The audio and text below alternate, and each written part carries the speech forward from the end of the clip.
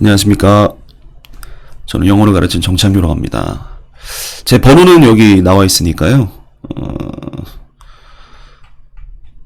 궁금하신 게 있다면 연락을 하시면 되겠고, 저는 지금 어떤 설명을 드릴 거냐면, 고1 지금 현재 상황, 그리고 고2 현재 상황, 그리고 여름방학 때 제가 뭘 해드릴 수 있는지, 요 세 가지를 좀 설명을 좀 드릴게요. 이제 고1 같은 경우에는 지금 이제 문학을 하고 있죠. 그러니까 선생님 세 분 중에서 한 분이 문학을 하고 있는데, 이게 이제 이 글은, 중간고사 때와는 다르게, 좀 쉬운 편에 속하긴 합니다. 그러니까 단어 입장에서요. 내용은 좀 버거울 수 있는데, 단어는 옛날 단어 몇 개 섞여 있는 거 빼놓고는 괜찮은 편이고, 그 다음에 연설문을 하시는 분은 연설문을 지금 2개 하고 계신데, 이 연설문 중에서 두 번째 거, 그러니까 나치 재판, 검사가 공청회 때 했던 말인데, 그게 이제 수능 끝자락이나 수능에서 등장하지 않는 단어들로 구성되어 있거든요. 그래서 굉장히 조금 어려운 편이긴 하나, 선생님 자체가 그렇게 막 어렵게 내신 편은 아니어가지고, 그 정도만 아시면 될 것 같고, 그 다음에 이제 침묵의 봄을 하시는 분이 계신데, 이거 작품 이름입니다. 요게 이제, 설득, 그러니까 이제 persuasive essay라고 해서, 남들에게 이제 설득을 하기 위해 쓴 글인데요. 요게 이제 수능 수준이랑 비슷해요. 그러니까 고1, 2, 3 단어가 적절히 섞여 있고, 구문도, 그냥 한 번에 딱 읽었을 때 잘 이렇게 깔끔하게 읽히지 않는 정도 수준이고요. 그 다음에 워들리 와이즈 5번을 우리가 하고 있죠. 근데 그 5번이, 지금 한 100개 정도 범위가 들어갈 겁니다. 그래서 요게 이제 기말 범위고요. 그 다음에 이제 고2를 제가 좀 대조해드리면, 고2는 인문자연이 나뉘거든요. 물론 매년 같진 않습니다. 이게 원래 나뉘어 있다가, 제가 외대부 시작했을 때부터 나뉘어 있다가, 3년 전에, 4년 전인가에 통합됐다가, 그 다음에 최근에 이제 다시 나눴거든요. 제가 보기엔 이제 선생님이 조금, 부족해서 그런 것 같긴 한데, 어쨌든, 인문은 선생님들이 뭐 하고 계시냐면, 이제 그리스 문학에 대해서 설명해 놓은 글을 하세요. 오디세이랑 일리아드 같은 거. 그 다음에 자연은 문학 한 편 했고, 그 다음에 여성 참정권에 대한 연설문을 하나 했습니다. 양은 1학년 거 이거 다 합쳐놓은 거라고 생각하시면 되고요. 그 다음에 난이도는 우스꽝스러운 얘기일 수도 있는데, 전교생에서 선생님 포함해서 한 10명 정도 이해하는 수준의 글이에요. 그러니까 이거는 진짜 너무 어렵고, 너무 어렵진 않은데 애들 입장에 되게 어려울 것 같고, 그 다음에 연설문 같은 경우에는 이제 1800년대 후반, 1900년대 초반에 쓰인 글이라서, 얘도 좀 어려운, 이 문학은 괜찮은데요. 그래서 그런 수준이고요. 그 다음에 지금 모의고사를 풀고 있는 애들이, 인문은 약 70문항 정도 하고, 자연은 약 30문항 정도 하고 있습니다. 자연이 적은 이유가, 모의고사 수준이 이제 고2, 3 정도 되기 때문이고요. 얘는 이제 고1, 2 정도 수준이고요. 그 다음에 어휘집도 있습니다. 어휘집이 인문 같은 경우에는 이제 수능 어휘집을 하고 있어요. 700개 정도 암기하고 있고요. 자연 같은 경우에는 이제 한 200개 정도인데, 얘네들 워들리 와이즈 6번째, 정도입니다. 제가 이거를 보여드린 이유가, 여러분이 이제 여기서 허덕이면 내년에 어떻게 되는가를 좀 보여드리고 싶어서 이렇게 판을 좀 한번 짜봤는데, 이게 양이나 이런 걸 보면은 이제 입이 쫙 벌어질 수도 있어요. 근데 제가 이거를 조금, 1학년 때 어떻게 하면 이게 2학년 때 이렇게 되는지 접근을 좀 해볼게요. 우리가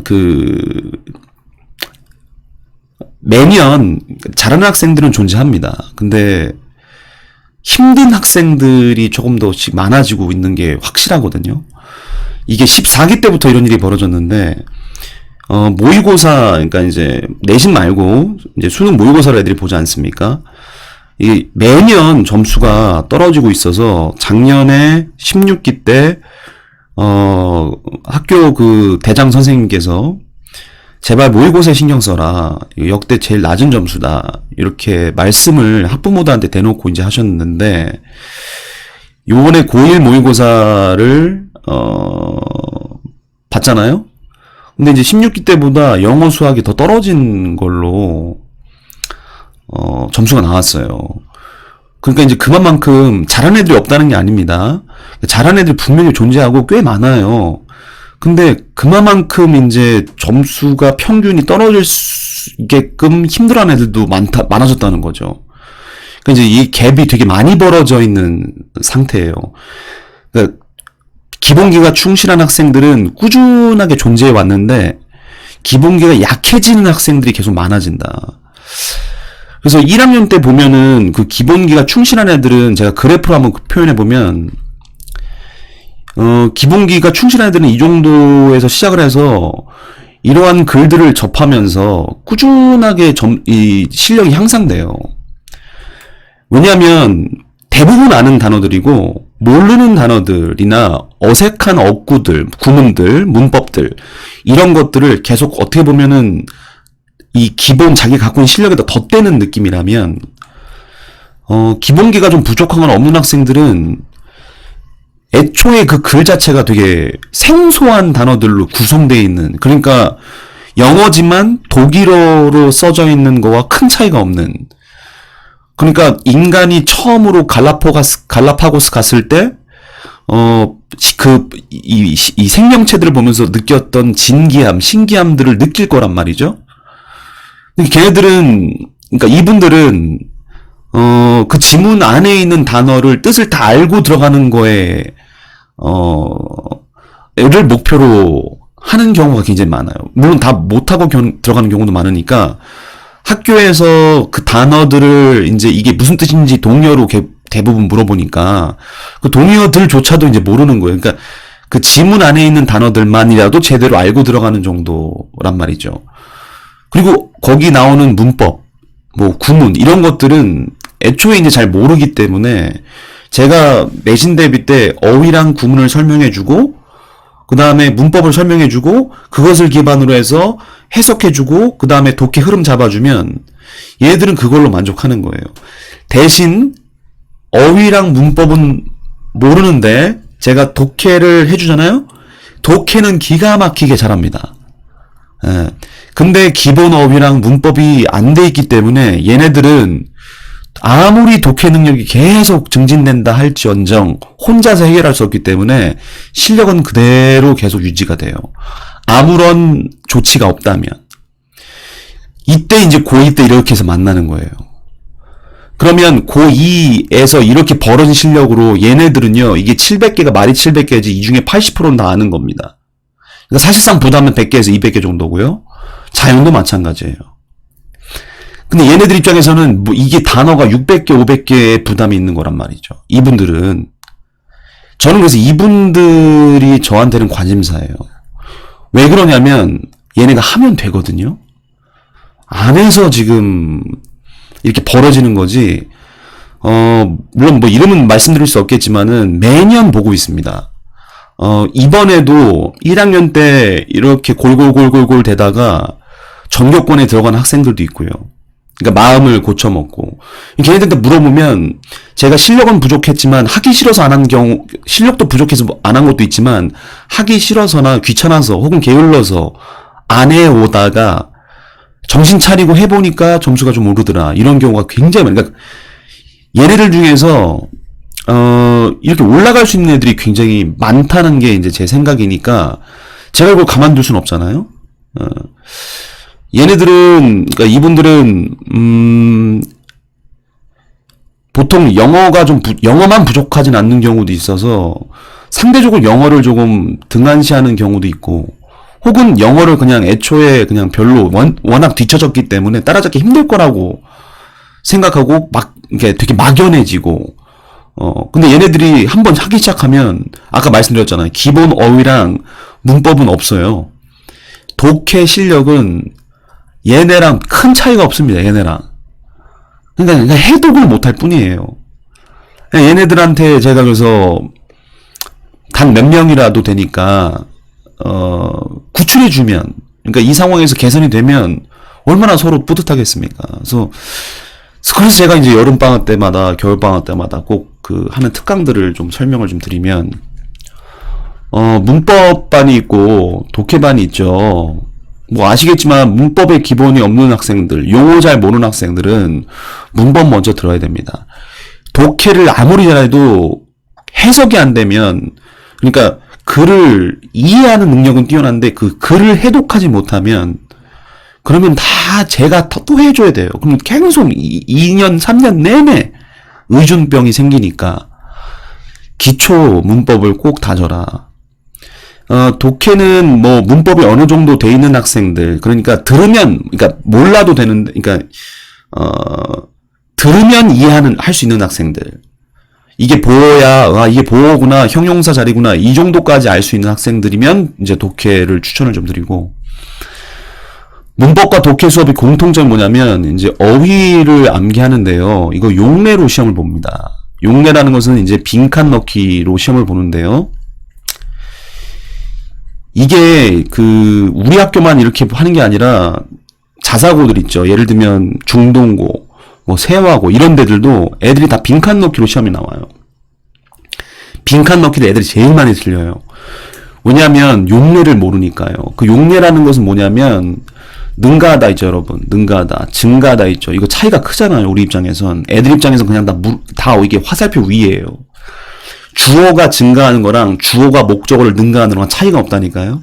그러니까 뜻만 외우는 학생들한테는 이 차이가 그냥 없이 이 화살표 위로 올라가는 이미지만 남게 된단 말이에요.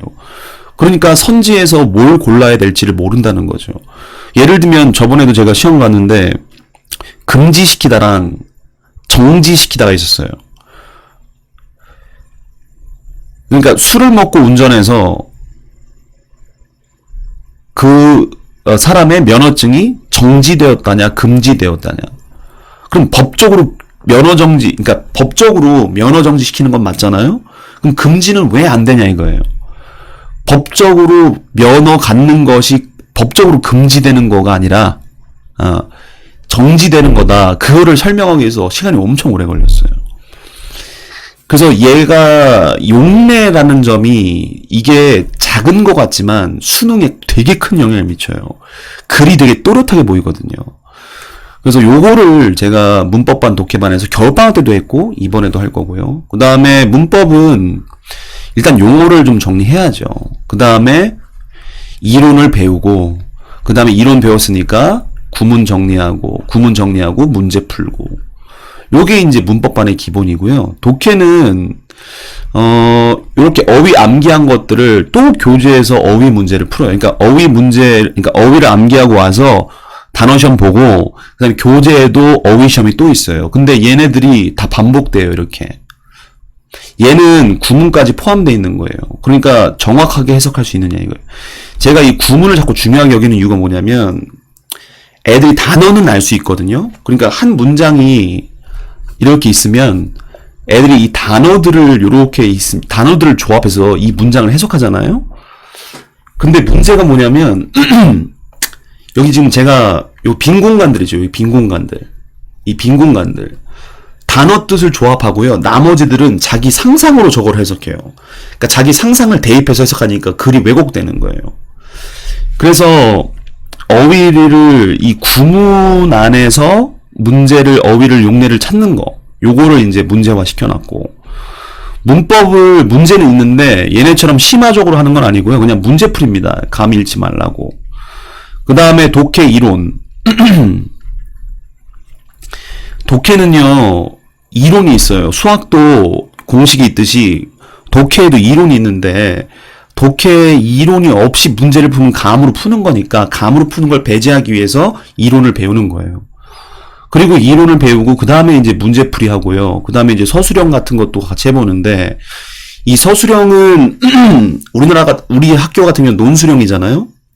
근데 1학기 때는 애들이 구경을 못 해봤어요. 2학기 때 나올 수도 있는데, 만약에 이번에 기말고사 때도 변별력이 없게 되면은 2학기 때는 변별력이 있어야 되니까 서술형까지 늘 거란 말이죠. 물론 요번에 변별력이 있겠지만. 그래서 저는 아까 언급했던 잘하는 학생들 중에서 문법이 좀 부족하다. 그럼 이쪽 들으면 되고, 잘하는 학생들도 이거 들어도 돼요. 근데 제가 꼭 영어를 좀 했으면 좋겠는 애들은 가능성이 농후한, 그러니까 잠재력이 뛰어난, 그러나 기본기가 부족한 학생들이 선택해서 좀 들었으면 좋겠다. 요거를 좀 말씀드리고 싶습니다. 그래서 여름방학 때 물론 겨울방학 따는 게 제일 좋긴 해요. 겨울방학이 되면 6주에서 한 7주 정도, 8주 정도까지 넘어가니까 제가 해보면 한 3주 차부터 애들이 단어가 느는 게 느껴지거든요. 야, 1주차 때 이거 했잖아. 그러면, 아, 그 단어구나. 2주차 때 이거 했잖아. 그럼, 아, 맞다. 2주차, 이 단어. 이게 반복이 되니까. 요번에 그래서 짧아 좀 아쉽긴 한데, 또 짧다고 안 하는 경우도 있더라고요. 그럼 언제 할 거냐. 뭐 이런 느낌이죠. 하여튼, 제 설명은 여기까지고요. 한번 다시 정리해드리면은, 잘하는 애들은 어디서든 다 잘합니다. 수업을 안 들어도. 근데 이제 잘하는 애들이 더 적극적으로 수업에 참여하거나 더 성실히 공부한다는 점에서 이게 차이가 계속 벌어질 수밖에 없다. 그래서 제가 진짜 신경 많이 쓴 학생들이 바로 이제 이 가능성은 되게 많은데 잠재력도 풍부한데 안 되고 있는 학생들이 제 1회 관심사고, 그 학생들을 제가 보듬기 위해서는 좀 빈 공간을 조금 여름방학 때나 겨울방학 이용해서 좀 채워달라. 그래서 여기 여기 특강 날짜랑 이런 것들이 이제 존재하니까요. 이렇게 이런 식으로. 그래서 요거를 자료를 좀 보시면 되겠고, 질문하실 게 있으면 저한테 번호 표지에 있으니까요. 요걸 연락을 좀 해서 상담을 좀 하시면 되겠습니다. 네, 감사합니다.